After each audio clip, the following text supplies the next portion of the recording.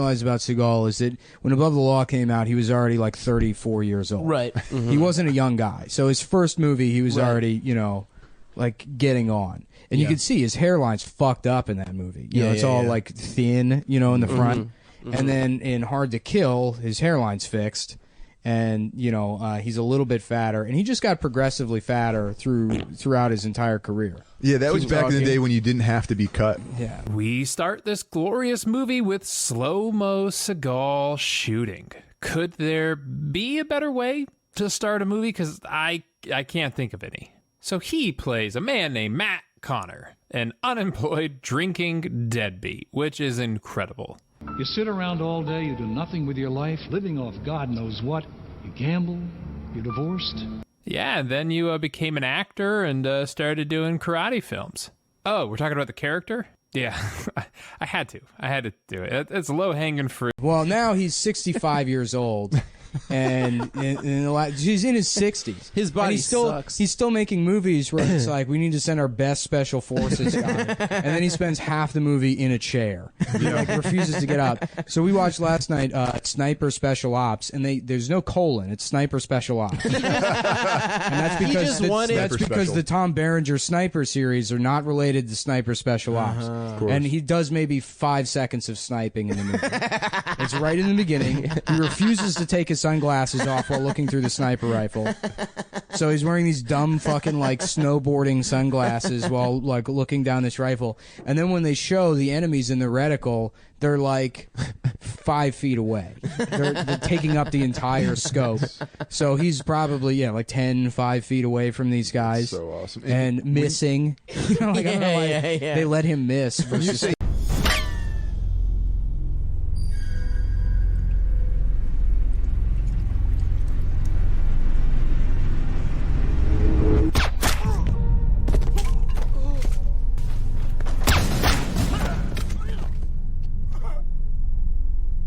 I've been thinking about that $50 I owe you. Hey, don't even. And it's $60. How about if we knock off $5 for every time I save your ass today? He refuses to take it off. You're saying you think Steven Seagal, the actor, is like, no, absolutely not. I'm not getting out of this chair. I'm not taking off my sunglasses. 100%. I guarantee you that's what it is. So, you know, all these people, then he brings all these fucking old fucks out of retirement. So it's like, you know, like Rob Van Winkle, like dying wrestlers. It's all like retired WWE. Really? Yeah. Oh, so I gotta check this out. He's playing like, you know, they're part of like this like special ops team. And they're all like in the minimum age is 51 years old. And they're in like Afghanistan somewhere. Of course. And then they show their commander, who's a major, and because it wouldn't make sense. Yeah, he's a colonel. And it wouldn't make sense if he was like, you know, their age. So they have like an 87-year-old man. In army clothes. Yes, really? This fucking decrepit old man in an army uniform. Yeah. It's so, I mean, Seagal is like, he literally puts such minimum effort into the action. Like, the way he fires the gun is like, I can't even describe it. Like, he just sort of lazily, for the podcast. Like, he's just like limp-wristedly fire the gun, like not even looking where he's shooting. Maintain my set. Copy.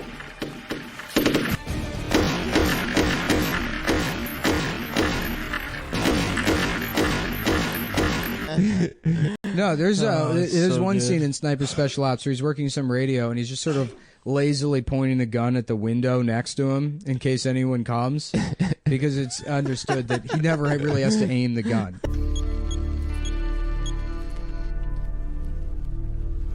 Beeline. This is COP Wildside. Identify yourself. Beeline is Overwatch, waiting for extraction. Oh yeah, his partner also gets shot and he needs to drag him away, and it's clear that he's like connected to like some sort of wire. Yeah, and like you see him pulling the guy, but he's like touching, literally he's just touching his shoulder. Clothes. Yeah, and then the fucking body moves across the ground as Seagal is touching. I'm so really jealous. I literally almost peed my pants. Yeah. I haven't. Anything post 2012 is like this. Sergeant Chandler. Yes, ma'am. Are you really as good as they all say you are? Every once in a while. And he's got one of those. Oh, and he talks like a black person now. Yeah, well, that started with Glimmerman, and it's progressed where now he talks like a slave. Thanks for not leaving me behind. Don't mention it, brother.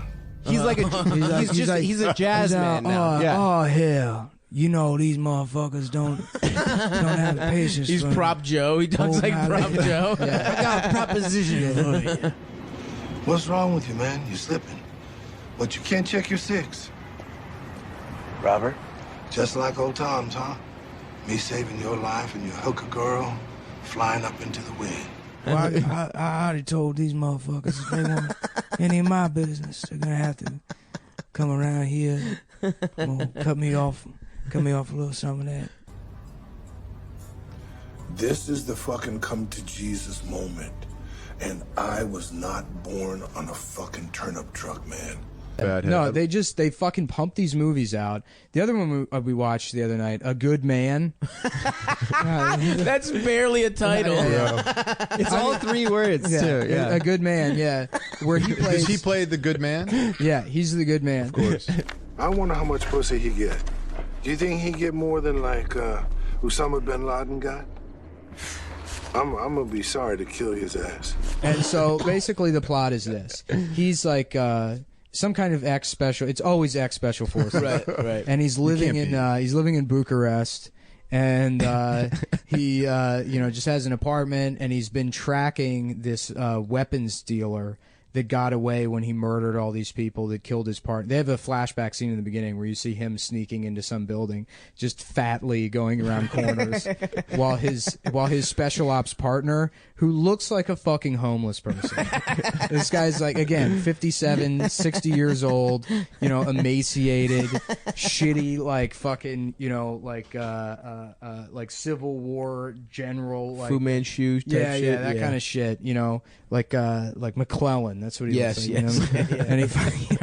And he, he's like, we got to get into you got 2 tangos on your left, This homeless guy in the woods on Overwatch, and Steven Seagal, and then like a thing blows up and some girl dies, and so he's upset, so he wants to go find this weapons dealer who's a Chinese guy, and he's in Bucharest, and he's like killing these Russian gangsters, and his calling card when he kills them is he leaves some incense on the ground and then just scribbles some bullshit in Chinese.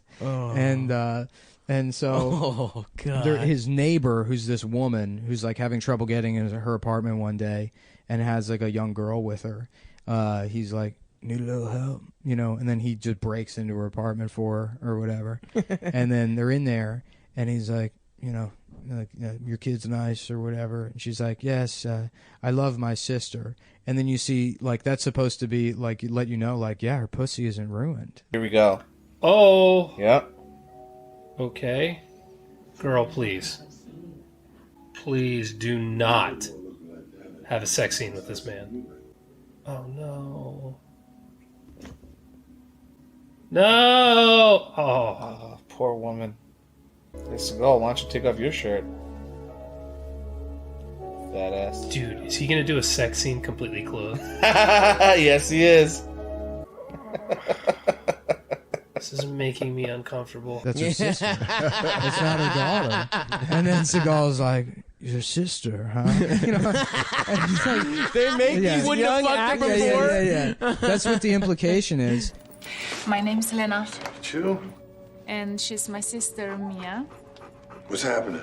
And then then the plot gets really fucking convoluted. Where, the arms dealer is doing a deal with the Russian mob, who he's not really interested in, but the Russian mob owns the neighbor and the sister because her dad owed them money. So when the dad died, she had to become a bartender in their strip club, not a stripper, not a whore, not a prostitute. They just make her be a bartender. She's pure. But then she still has a really nice apartment, Yeah. And, the Russian mafia sounds pretty reasonable, right? Dude. Yeah. So the Russian mafia loses all their money or something, and they owe money to the arms dealer.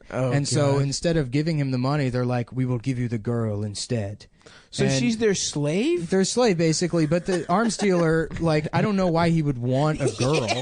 He's like, no, it's $2 million. I don't want just some fucking middle-aged Romanian woman, you know? And then he's like, deal. And then they bring the little girl instead of, like, the main one. And he's like, well, I guess I can sell her to a pedophile. So he lines up a sale with a pedophile.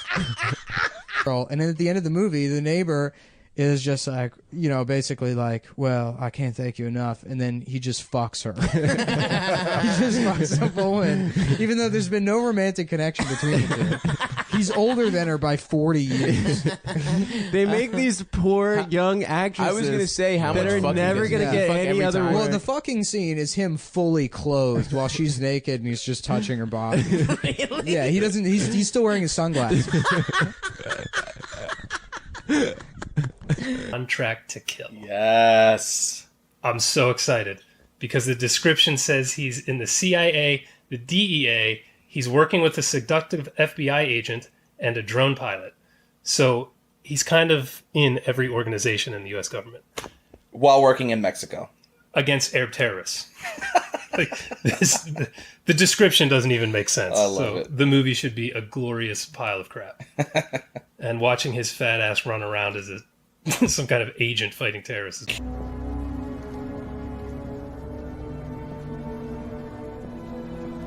Oh, that was great waddle there. Mm-hmm. Dude, he's stumbling up those stairs.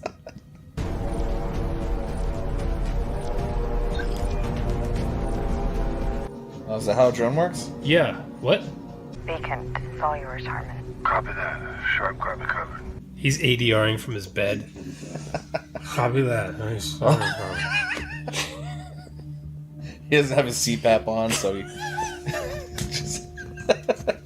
Go with him. You to watch the lobby and you make sure that... She's standing there like... Serious. To the Palace Hotel without incident, okay? Let's go. Right there, dude.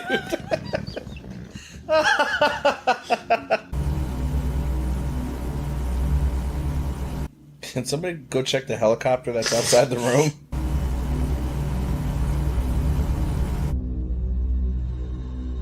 Oh, how could he possibly see that? If they're as sly as Steven Seagal, they're just gonna follow the drone to this guy. The drone! He's there.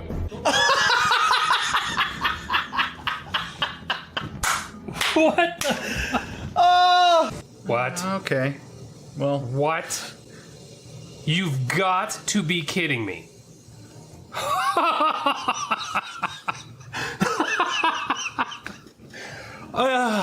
wow. What? That was a toy. That lasted 2 minutes. That we were like, hey, this is going to be pretty good. Yeah. All right. No one will recognize him strolling across. No. Giant tan ponytail guy. Oh, he's got a newspaper, though. It's the perfect disguise. Oh, my God. Oh, Jesus. What is happening with this editing right now? I don't know. I don't even think he's there with them. He wouldn't walk that far. He's behind them in a golf cart. Is this when Segways just came out? So they took over the sub, and this team is going in and rescuing. Yeah. There's some sick shit up in here, alligator. It's so bad, dude. Why did he adopt that stupid ass accent? Okay, sausage fingers. How dare you? Need something. Sensei Seagal, goddammit. Seems to me that you're bothering her. He's literally fighting sitting down. He's literally fighting sitting down. Stay down, bitch. Bitch. sounded so fat when he said that. Stay down, bitch. Stay down, bitch. You could say, check this out. Mm-hmm. Don't go watch the movie. Don't watch it. But no. watch this. I don't know why I only made $20. You've now become poison. That's why I've been hired. I'm the antidote. I mean, it's better than snatch every mother birthday. Because now, I will snatch every motherfucker birthday. Which I still don't understand what that means. It means that when you kill someone, you take all their future birthdays away from them. Is that...